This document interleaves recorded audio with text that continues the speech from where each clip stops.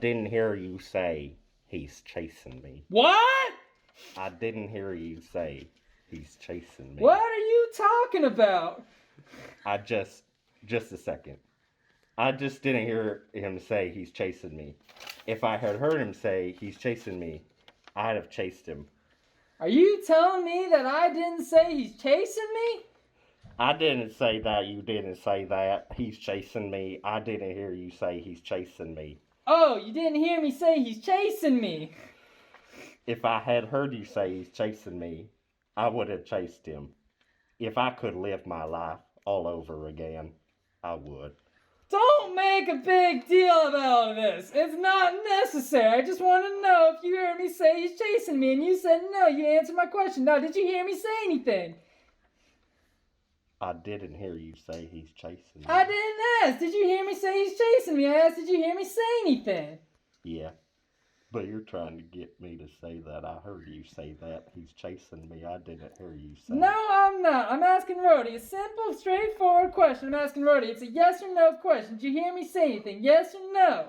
One eternity later. Then I apologize. I'm sure with enthusiasm you did say he's chasing me. So it is my fault. I just didn't hear you. What were you doing? I was nervous. I was taking a mental nap. A mental nap? With a capital R. I just didn't hear you. I was emotionally vague. You were emotionally vague? What does that even mean? It's a point of view. Uh-huh. With no target. This is obviously going nowhere. Thank you very much. Wasn't a compliment. Oh. Hello, Klondike Wildlife friends. It's Sarah, and I am here to give you this week's Club Devo. I'm so excited about this because this is such a wonderful message. So, back when I was in middle school, I spent a lot of my time focusing on things like getting the best grades, being really good at sports, and kind of just really worried about how people viewed me and how people saw me.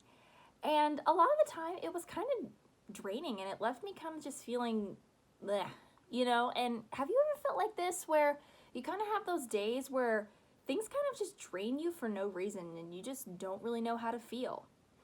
Well, the good news about this is that there is proof in the Bible of Jesus coming to help those of us who are so focused on these things in Luke chapter 19. So in this chapter, like in Peyton's Club Talk last week, we met Zacchaeus, who was a person who was focused a lot on his money and different things throughout his life. And when Jesus asked for help, Zacchaeus dropped everything and was more than happy to help Jesus. So Jesus has always shown up for me and for you and for so many others time and time again.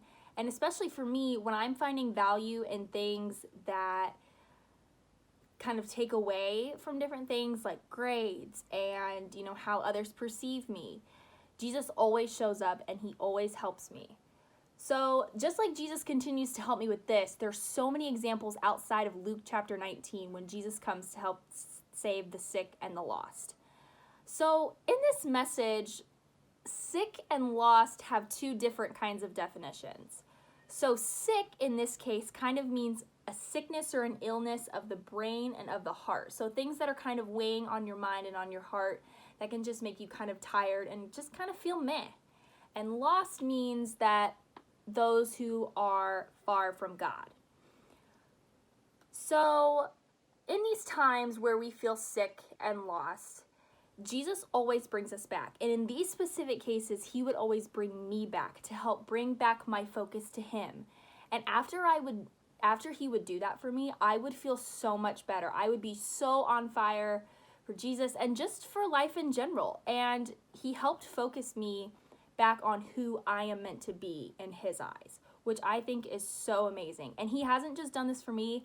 I guarantee he's done it for you and for so many other people in your life and for so many people around the world. And because of God's powerful love for us, he wants to help bring us back to where he wants us to be and to be in line with what he knows is what's best for us, which is so cool that he loves us that much that he wants nothing but the best for us. And one way he does this was by sending Jesus to seek the lost and the sick. And that's not just back in the time when Jesus was alive, but that even relates to us now. He sent Jesus all the way back then to still help us now. And we see this in Mark chapter 10, verse 45, and it says, "For even the Son of Man," Jesus, "came not to be served, but to serve others and to give his life as a ransom for many." And ransom means paying for you or for someone else's freedom. But Jesus did this by loving us and coming to serve the sick and the lost, which is so amazing. And this verse also proves that he came to do this to find us and free us from these things that make us just feel kind of, those sicknesses. And he brings us back from being lost, which is so amazing. And every time I feel far from God, he always brings me back. And like I said, the same is true for each and every one of you too, because he loves and cares about you so much.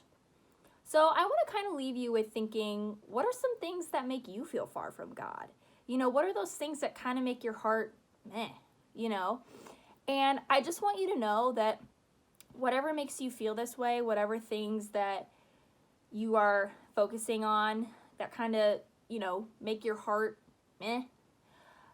God's love and his willingness to help bring you back to him he will never take that away from you. That is always there. He is always there for you to help you and to help bring you back and to love you.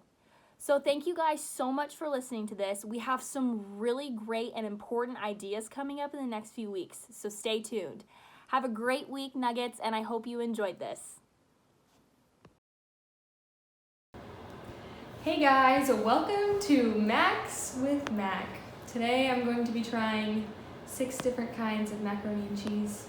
All of them are made in the microwave, so you can do this at home. I'm going to rate them for you though. That way you know which one to buy. The first one is butter and herb, so it's not your typical macaroni and cheese. The second one is Velveeta. We all love Velveeta. The third one is just the OG mac and cheese. The fourth one, I'm very excited to try this one. It might hurt pretty bad though. It's Flamin' Hot Cheetos mac and cheese. And the fifth one is triple cheese. And the sixth one, packaging is falling off, is Annie's white cheddar macaroni and cheese. Okay, here we go. This one is the herbs. I don't really like that one. Yeah, that's okay. It's not the best. It doesn't taste like macaroni and cheese. It tastes like Alfredo.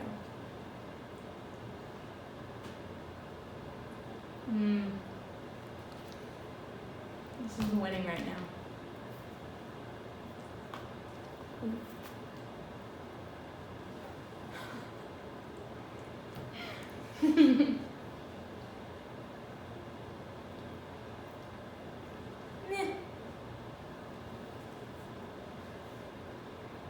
This is red, in case you didn't know. It can't be good for you.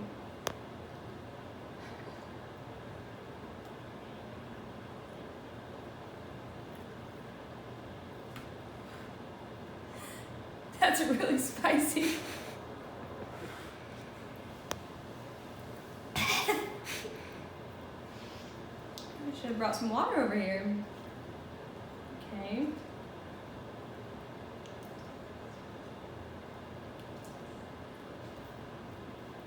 That's pretty good. Kraft is always good though. You grow up on Kraft. It's good stuff. And then we have the white cheddar.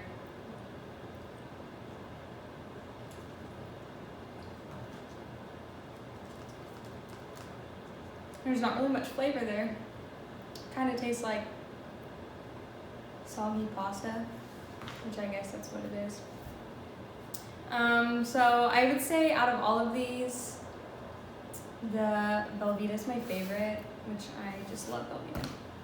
And the worst one is probably the Flamin' Hot Cheetos one because I don't like spicy food. So, there you have it. I hope you get to try some of these someday. Have a good day.